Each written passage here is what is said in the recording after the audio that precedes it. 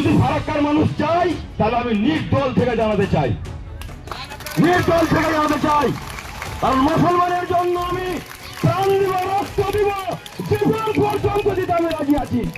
আর এই মুসলিম কমকে বাঁচাতে গিয়ে আমি আগেও বলেছি, এখনো বলছি, যদি আমাকে জেলে যেতে হয়, গুলি খেতে হয়, তো আমার সমাজকে আমি বাঁচাবো। আমি দল করতে গেছি, তোমার কাছে মাথা বিক্রি করতে যাইনি, যেটা বাস্তব। আমি 2 মাস আগে বলেছি, আজকে আপনি মিলিয়ে নেবেন যে হ্যাঁ ওটা ঘটেছে কিনা ঘটেছে, অক্ষরে অক্ষরে মিলিয়ে নেবেন আপনি। আমি বুকের পাটা রেখেছিলাম বলে আমি বলতে গিয়েছিলাম, আর আজকে বলির পাঠা করা হলো। আর আজকে মনিরুল ইসলাম একজন মুসলিমের মুখ হতে গিয়ে বলির পাঠা। যে কোনো জায়গাতে 1000-1200 ভোট আছে, সেখানে 700-800 এখনো 1-2টিকে ছেড়ে রেখেছে। সরকারি হস্তক্ষেপে আমাদের ফেসবুক পেজটি বন্ধ করে দেওয়া হয়েছে।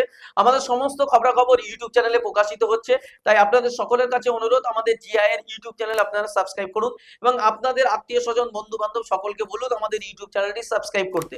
এবং পাশাপাশি বলবো, যারা আমাদেরকে ভালোবাসেন, আমাদের খবরগুলো আরো বেশি মানুষের কাছে পৌঁছে দেওয়ার জন্য আমাদেরকে আর্থিকভাবে আপনারা সহযোগিতা করুন। স্ক্রিনে যে কিউআর কোড দেওয়া আছে সেখানে স্ক্যান করে আপনারা আপনাদের যতটুকু সাধ্য যে যা পারবেন আর্থিকভাবে সহযোগিতা করে আমাদের পাশে দাঁড়ান।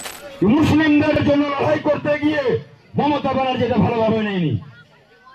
যদি ফারাক্কার মানুষ চাই তাহলে আমি নির্দল থেকে জানাতে চাই, নির্দল থেকে জানাতে চাই, কারণ মুসলমানের জন্য আমি প্রাণ দিব, রক্ত দিব, জীবন পর্যন্ত দিতে আমি রাজি আছি। জীবন পর্যন্ত। 5 বছর ধরে খাওয়া নেই, না নেই, দেওয়া নেই, এমন কোন মানুষ আমার বাড়িতে গিয়েছে তাকে খালি হাতে ঘুরিয়ে পাঠিয়েছি। এই বিষয় তোমার, এই মুসলিমকে বাঁচাতে গিয়ে মুসলিম বিদ্বেষী মুর্শিদাবাদে গোটা পশ্চিম বাংলাতে কোন মুসলিম বিধায়ক আওয়াজ উঠায়নি। এই মুসলিমকে বাঁচাতে গিয়ে আমার কথা অক্ষরে অক্ষরে মিলিয়ে নেবেন। যে কোনো জায়গাতে 1000-1200 ভোট আছে, সেখানে 700-800 এখনো 1-2টিকে ছেড়ে রেখেছে। রেখেছি না রাখেনি? এদের ভবিষ্যৎ অন্ধকার করে রেখেছে। আর আজকে মনিরুল ইসলাম একজন মুসলিমের মুখ হতে গিয়ে বলির পাঠা। তো যদি আপনারা যদি সঙ্গে থাকেন, জনগণ শেষ কথা বলে, উনারা তো বলেন জনগণ শেষ কথা বলে, জনগণ শেষ কথা বলে, গণতন্ত্রে জনগণই শেষ কথা বলবে। আপনারা যদি আমাকে উৎসাহ দেন, আগামী দিনে আমি ইন্ডিপেন্ডেন্স লড়াইতে গিয়ে আমি আমার একটা খেয়ে দিতে চাই কি ফারাক্কাবাসীর মানুষ আমার হৃদয়ে আছে, আমি উনাদের হৃদয়ে আছি। এই কথাগুলো আমি বলছি।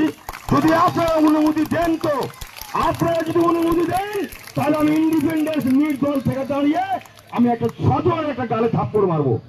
কারণ মুসলিমের মুখে আমি দাঁড়িয়েছিলাম। আমি মুসলিম ঘরের জন্ম, আমি গর্বিত, আমি আনন্দিত যে মুসলিম ঘরে আমি জন্মগ্রহণ করেছি।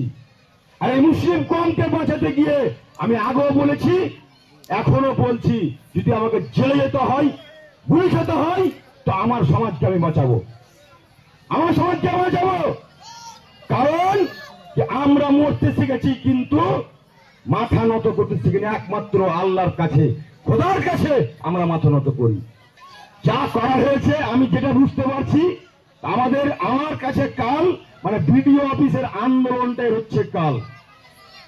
বিডিও অফিসের ওই যে রাম আর রহিম বলেছিলাম, এই রাম আর রহিমে, আরে আমার মতন বুকের পাটা রাখতে হবে। আমি দল করতে গেছি, তোমার কাছে মাথা বিক্রি করতে যাইনি। দল করতে গেছি, তোমার কাছে মাথা বিক্রি করতে যাইনি, যেটা বাস্তব। আমি 2 মাস আগে বলেছি, আজকে আপনি মিলিয়ে নেবেন যে হ্যাঁ ওটা ঘটেছে কিনা ঘটেছে, অক্ষরে অক্ষরে মিলিয়ে নেবেন আপনি। আমি বুকের পাটা রেখেছিলাম বলে আমি বলতে গিয়েছিলাম, আর আজকে বলির পাঠা করা হলো। যাই হোক, গণতন্ত্রে মানুষই শেষ কথা বলে, জনগণই শেষ কথা বলেন।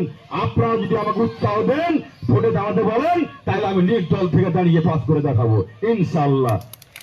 সকলে ভালো থাকবেন, সুস্থ থাকবেন। আসসালামু আলাইকুম ওয়া রাহমাতুল্লাহি ওয়া বারাকাতুহু।